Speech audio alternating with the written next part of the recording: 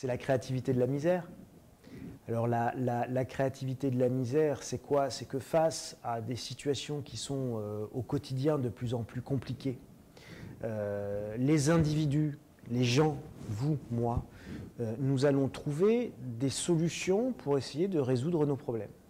Alors ces solutions, elles sont individuelles, et puis au départ, les réflexions sont individuelles, et puis parce que l'économie, ça fonctionne comme ça, la somme des actions individuelles forme le développement d'actions collectives.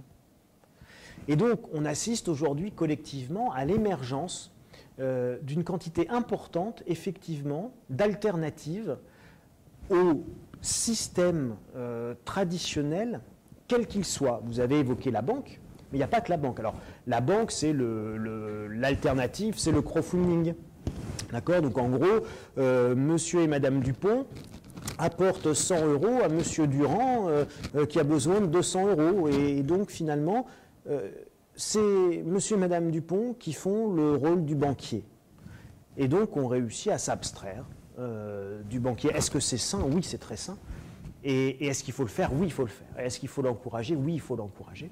Car après tout, pourquoi aurait-on besoin aujourd'hui, dans l'état actuel des nouvelles technologies, ce qui n'était pas le cas avant, mais les nouvelles technologies aujourd'hui peuvent nous permettre de nous passer de l'intermédiaire que représente le banquier.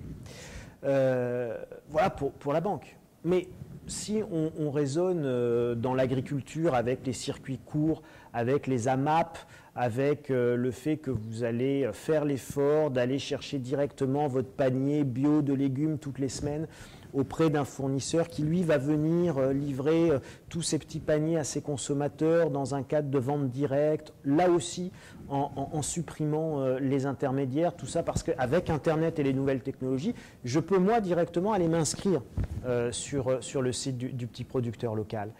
Est-ce que c'est sain? Est-ce que c'est bien? Bien sûr, et tout le monde y gagne. Le producteur vend plus cher, le client n'achète pas forcément plus cher, voire même moins cher, et c'est la marge de l'intermédiaire qui va disparaître parce qu'il ne se justifie plus de façon économique. Vous avez un retour à la terre, vous avez des gens qui décident de devenir, on ne va pas dire autarcique, parce que l'autarcie est une utopie, mais qui en tout cas décident de retourner vers plus de simplicité. Alors c'est les mouvements de la simplicité volontaire, c'est les mouvements de l'autonomie de vie, c'est des mouvements basés sur le développement durable, tout ce que vous voulez. Et est-ce que c'est sain? Est-ce que c'est bien? Bien sûr. Et on ne peut qu'encourager les gens à être plus indépendants, plus autonomes, plus débrouillards. Et en fait, cette économie de la brouillardise, de la débrouillardise au sens général, eh bien, elle va s'exprimer par des sites internet. Alors, c'est le grand écart intellectuel, c'est-à-dire c'est l'économie de la débrouillardise, c'est le troc qui existe depuis la nuit des temps, appliqué à notre société actuelle et aux technologies que nous avons actuellement, et ça vous donne Le Bon Coin, ça vous donne leboncoin.fr, tous ces sites d'échange, d'annonces, etc. C'est le covoiturage. Hein, vous avez de la place dans votre voiture, rentabilisez-la. C'est toute une économie de ce que j'appelle la débrouillardise, de cette créativité de la misère qui amène les gens à trouver d'autres solutions. Ces solutions, elles ont tout un point en commun. Et c'est un point qui est assez notable. Elles mettent du lien entre les gens. Aucune de ces solutions n'est une solution où vous avez un individu isolé.